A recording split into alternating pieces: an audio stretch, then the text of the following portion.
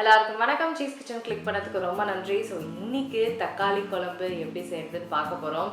இட்லி தோசைக்கு சூப்பரான ஒரு சைட் டிஷ் தக்காளி குழம்பு. அதுவும் இந்த ரெசிபி பயங்கர ஈஸியான ஒரு ரெசிபி. கம்மி இன்க்ரீடியன்ஸில் தக்காளி குழம்பு எப்படி செய்கிறது இந்த வீடியோவில் நம்ம பார்க்க போகிறோம். வாங்க வீடியோக்குள்ளே போகலாம். இப்போ தக்காளி குழம்புக்கு வந்து நம்ம குக்கரில் வந்து செய்ய போகிறோம். ஸோ குக்கரில் வந்து நான் கட் பண்ண தக்காளி சேர்த்துக்கிறேன். அடுத்தது சின்ன வெங்காயம், அடுத்தது பூண்டு,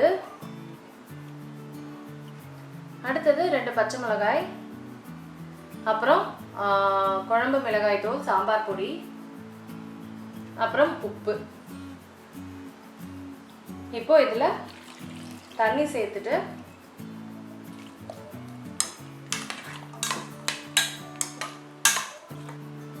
இப்போ இதை வந்து நான் ஒரு 2 விசிலுக்கு வச்சு எடுத்துட போகிறேன். ஸோ 3 விசிலுக்கு வந்து நல்லா குக் பண்ண விட்டுட்டேன். எல்லாமே சூப்பராக குக் ஆகிடுச்சு பாருங்கள். இப்போது இந்த தக்காளி இந்த இன்க்ரீடியன்ட்ஸ்லாம் வந்து இந்த தண்ணியிலேருந்து எடுத்து அரைச்சி நான் வந்து இதோட நான் ஆட் பண்ணிக்குவேன்.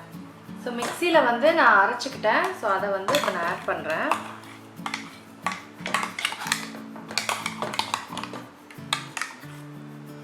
நல்லா மிக்ஸ் பண்ணிக்கலாம். இப்போ இதுக்கு வந்து நம்ம தாளிப்பு செஞ்சிடலாம்.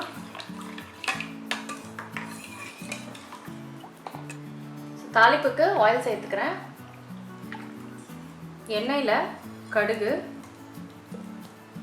வெடிக்கணும்.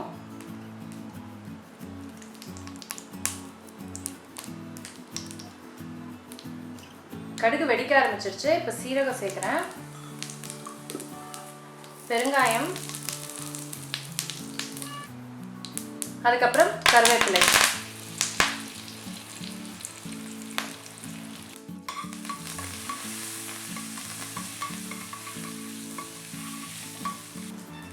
தாளிப்பை வந்து குழம்புல சேர்க்குறேன். நல்லா மிக்ஸ் பண்ணிக்கலாம்.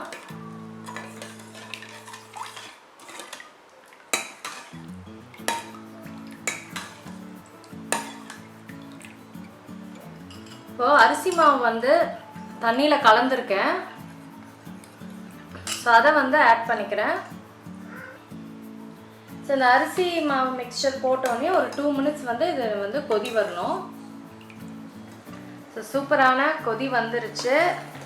ஸோ அவ்வளோதான், நான் ஆஃப் பண்ண போகிறேன். ஸோ நான் இப்போது இந்த இட்லியோட என்ஜாய் பண்ண போகிறேன்.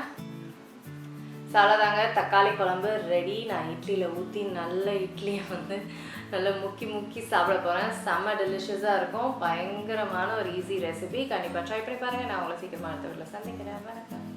இருங்க எங்கே போகிறீங்க? இந்த 2 வீடியோஸும் கண்டிப்பாக உங்களுக்கு பிடிக்கும். கிளிக் பண்ணி பாருங்கள்.